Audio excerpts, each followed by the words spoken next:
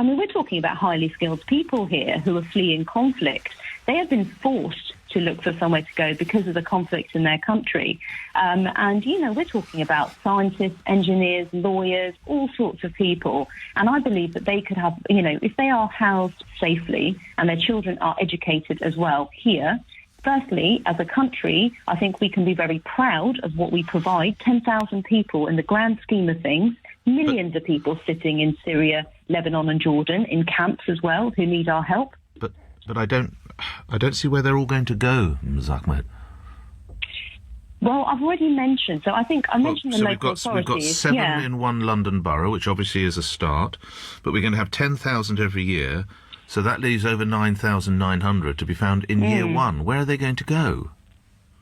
Well, I think the thing is, I mean, we need more support, and this is why we've said we're going to, we want... So you actually don't know where they're going to go, do you?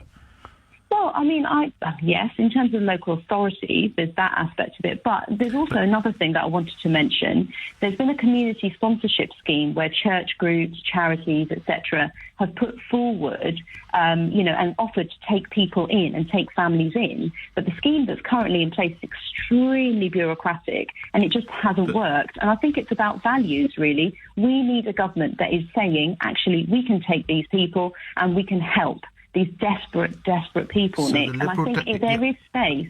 But so the Liberal Democrat policy effectively relies on church groups and charities. You've got no costing for this, have you? The fully costed proposal with it, and we will have a costing, but it will be in the manifesto. And I know you'd expect me to say that, you see, Nick. I appreciate that. But the manifesto is coming and it will be fully costed. OK. So you have no idea of a cost currently? Well, we do have a view, but... What is that view? So the National Audit Office, which is a government agency, obviously, has said 17,340 is the cost of housing a refugee per year in our country. But obviously it's a bit less if you've got a family. It's a bit different. But again, Nick, I would stress to you that it isn't just about the cost. It is about our values and about where our government spends money. These people are desperate and they are in need and they need our help. And we are the kind of country, I'm really proud of being British, and I think we're the kind of country, we stand on the world stage and we can help 10,000 people. That is not very much when you think about the millions. Yes, but if you go back to what the then Prime Minister David Cameron said, wasn't he on to something, Ms. Ahmed, when he said you should deal with this at source? You should be seeking to help these people in Syria, in Lebanon and the other countries in Iraq, because that then stops the smuggling and that stops the problems and you help rebuild those countries. Surely there's an argument there. There absolutely is, and I think that's why, you know, I'm quite proud of the foreign aid commitment, which is helping to rebuild those countries. We need a political solution in Syria. But, you know, Mr. Cameron said that a few years ago now, and I'm afraid he's gone, and we're left in a bit of a mess. Yes. And the thing is, it's been a few years, and the conflict has continued, and I think a lot of people like me and others feel quite helpless when we see it on TV, and we want to do something about it. I'm very proud that British people give so much money to charity, including to Syrian families, but just lastly, to help them. I hear you. I won't challenge you on the cost because you've said that that's all coming. I hear you.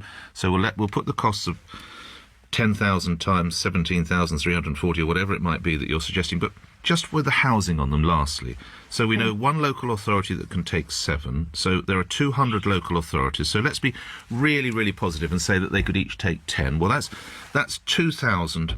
Of the 10,000 sorted for year one. Where are the others? So that's 8,000 that we haven't got anywhere to send them, these poor souls, when they arrive in the UK, unless we rely on churches or charities. And that's just year one, and that's excluding the Dubs children.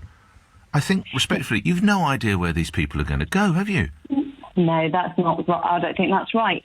In terms of Sutton Council that I've mentioned, they've taken 7, but that doesn't mean there isn't the opportunity to take more. But we need the support. I think that's what the Liberal Democrat pledge is all about. It's about saying, look, we're the kind of country that want to help. We don't want to leave these desperate people drowning in the Mediterranean and trying to get here. We want to help those and vet them and make sure that it's secure when they get here. So I think there is the space, but we just don't have the commitment and the funding.